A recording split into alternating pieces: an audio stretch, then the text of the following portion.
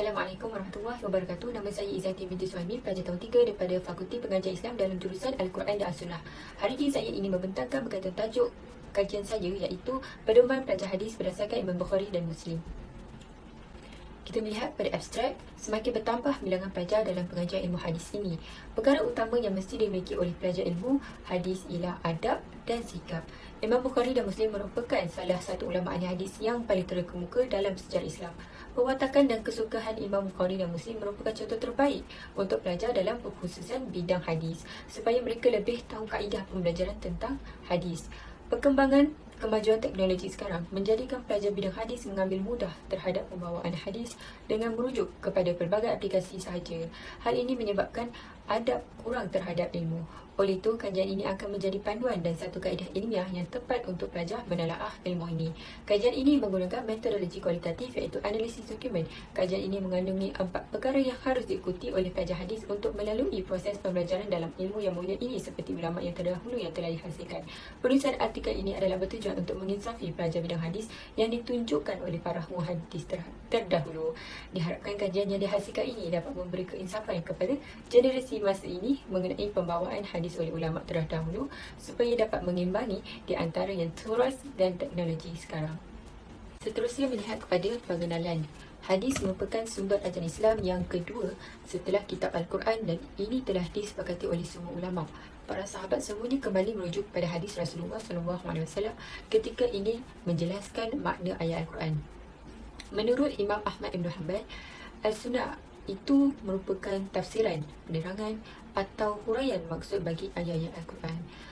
Dijelaskan dalam sebuah hadis akan kepentingan bagi seseorang itu untuk berpegang kepada 2 perkara, iaitu Al-Quran dan Sunnah.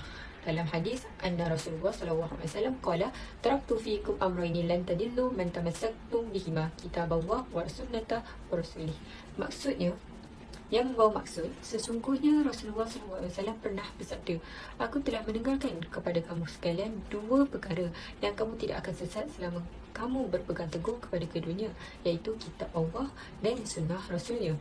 Maka dengan itu amat penting untuk menekuni dan mempelajari sunnah Nabi SAW. Kefahaman terhadap hadis perlu dititik beratkan supaya dapat memahami keterangan ayat yang ingin disampaikan dalam kitab Allah dan juga perkataan, perbuatan dan ikrar Rasulullah SAW. Hal ini kerana ia dapat membimbing manusia ke jalan yang lurus dan memerintahkan manusia untuk mencontohi perilaku Nabi Muhammad SAW. Pada zaman yang serba canggih ini, pelajar bidang hadis kebanyakannya terdedah dengan pelbagai cara pembawaan hadis, seperti hal-hal sosial atau faktor kemajuan kehidupan sekarang ni yang saya sebut awal tadi, yang membuatkan adab-adab mereka terhadap ilmu hadis tu kurang. Jadi kesannya pelajar hadis akan mengambil mudah dan tak mempunyai kesungguhan dalam mendalami hadis, kerana semuanya berada di hujung jari. Ada juga di kalangan mereka yang belajar hadis tanpa berguru, malah mereka hanya merujuk kepada aplikasi saja, walhal tidak kesemua maklumat tersebut adalah tepat. Jadinya menurut Muhammad Hafiz, beliau mengingatkan bahawa mempelajari hadis ni perlu berguru, kerana ada hadis tidak boleh ditafsir secara langsung atau mempunyai penjelasan lain, bukan seperti maksud difahami orang awam daripada teks hadis itu. Oleh itu, kajian ini akan memfokuskan kepada pembelajaran Imam Bukhari dan Muslim terhadap hadis, supaya pelajar hadis dapat mengaplikasikan dalam rutin harian mereka serta mengikuti metod pengajian hadis dengan betul. Maka akan terhasil kajian pedoman pelajar hadis berdasarkan Imam Bukhari dan Muslim, supaya tidak berlaku lagi isu-isu sebegini, insya-Allah. Seterusnya, metodologi kajian. Kajian ini berbentuk kualitatif yang melibatkan beberapa perkara utama dalam perbincangan ini. Antaranya reka bentuk kajian, pengumpulan data dan analisa data, dapatan dan perbincangan. Saya akan mengemukakan beberapa panduan Imam Bukhari dan Muslim terhadap hadis. Jadi di sini saya ingin tampilkan biografi Imam Bukhari dan Muslim, adab dan tata cara mengikut Imam Bukhari dan Muslim terhadap hadis, biodata Imam Bukhari dan Muslim. Nama sebenar adalah Abu Abdullah Muhammad bin Ismail bin Ibrahim bin Al-Mughirah bin Bardizbah Al-Bukhari. Dia mengambil masa selama 16 tahun dalam pengembaraan untuk menuntut ilmu hadis. Okey, seterusnya biodata Imam Muslim. Nama sebenar beliau adalah Abu Al-Husain Muslim bin Al-Hajjaj bin Muslim bin Al-Ward Al-Kushairi Al-Naisaburi. Seterusnya, isi yang sangat penting iaitu panduan pembelajaran Imam Bukhari dan Muslim.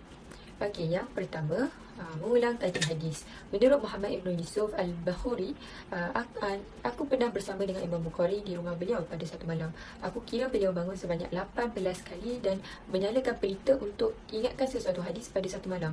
Manakala dalam kitab Tahzibu Asma' wal Lughat, Muhammad bin Abi Hatim Al-Wara' mengatakan, aku pula melihat beliau bangun satu malam sebanyak 15 atau 20 kali. Setiap kali bangun, beliau akan ambil tempat letak air untuk masuk muka supaya tidak tidur serta menyalakan pelita untuk menulis faedah-faedah ilmu yang terlintas dalam fikirannya. Di samping mula kaji apa yang beliau catat dan takhrij hadis, pastikan ianya betul. Jadinya, perkara ini boleh diaplikasikan kepada pelajar hadis, tetapi sebaiknya secara muzakarah, iaitu melontarkan persoalan untuk diulang kaji antara 2 atau 3 orang pelajar bagi mengelakkan salah tafsir berseorangan. Kedua, berdamping dengan tuan guru. Okey, perkara ini sangat penting ya. Jadi Imam Bukhari belajar hadis dengan sejumlah ulama yang terkemuka daripada pelbagai daerah yang dapat dipercayai. Beliau mempunyai 1080 guru yang saya sebutkan tadi. Jadi dia yang mendukungnya dalam mengumpulkan hadis Nabi SAW.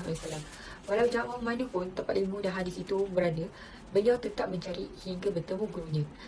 Dalam penulisan bukunya, beliau mensyaratkan pada dirinya sendiri bahawa beliau tidak akan memasukkan sanad kecuali dengan rijal atau perawi hadis yang sahih. Malah jika beliau tidak pernah bertemu langsung dan tidak mengetahui perihal jar wa ta'dil dari seorang perawi itu, maka beliau tidak akan memasukkan sanad tersebut.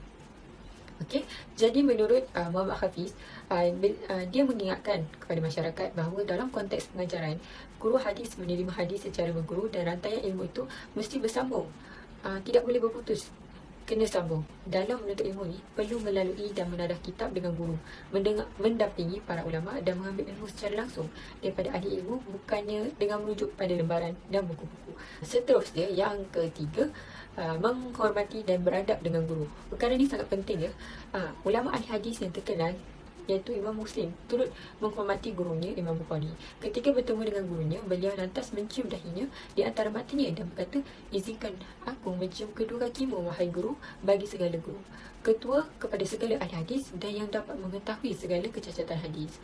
Jadi perilaku ini sudah tentu bukan perkara yang menyenangkan. Kerana kalau ia ni dilarang dalam Islam, sudah tentu Imam Muslim tidak akan melakukannya sebagai ulama ahli hadis, dan sudah pastinya Imam Bukhari akan melarang perbuatannya itu. Jadi pada saat itu Imam Muslim sudah sangat terkenal dan beliau masih tetap bersikap rendah diri terhadap guru dan menghormati gurunya. Bukan sahaja mencium tangan, malah beliau mencium kaki gurunya. Oleh itu, penghormatan ni kan boleh dilakukan dengan pelbagai cara. Terdapat banyak perilaku yang boleh dilakukan. Dan akhir sekali iaitu rahsia kuat ingatan. Jadinya kita lihat pada kisah Imam Bukhari, beliau menceritakan tentang rahsia beliau yang memiliki kuat ingatan. Beliau berkata, aku tak tahu sesuatu yang lebih bermanfaat untuk kuatkan ingatanku dan hafalanku melainkan keinginan yang kuat terhadapnya atau bersungguh-sungguh dan sering menelaah tulisan. Tambahan pula, Abbas Ad-Duri mengatakan, aku tidak pernah melihat orang yang menuntut ilmu hadis sebagus Imam Bukhari kerana beliau tidak meninggalkan yang usul dan yang furuk, melainkan semuanya beliau hafal dan catat. Dengan pembuktian bahawa beliau berjaya menyiapkan kitab Al-Iqtisam pada satu malam saja. Sungguh beliau memiliki ketajaman fikiran dan kesungguhan pada ilmu. Seterusnya, isu metod pembelajaran hadis oleh pelajar. Ini merupakan isu-isu yang terjadi pada pelajar, iaitu penuntut ilmu hadis menyalahgunakan dengan mengakui diri mereka ni adalah mutakhasis dalam hadis, sedangkan sikap mereka tu jauh daripada akhlak seorang pencari hadis. Ada juga di antara mereka yang menelaah beberapa hadis saja lantas sudah mengaku dirinya tu merupakan ahli hadis secara mutlak. Ada yang bersikap sombong sedangkan dirinya itu baru saja memiliki kitab dan ilmu yang sedikit. Mereka juga tidak menghormati terhadap guru, mencela para perawi dan menghina orang yang menuntut ilmu. Sekali, dari sudut pembelajaran akhlak pembawaan Imam Bukhari dan Muslim ini yang saya sebutkan tadi merupakan bimbingan terbaik untuk dijadikan tauladan kepada pelajar hadis. Sekian itu saja daripada saya. Wabillahi taufiq wal hidayah. Wassalamualaikum warahmatullahi wabarakatuh. Terima kasih.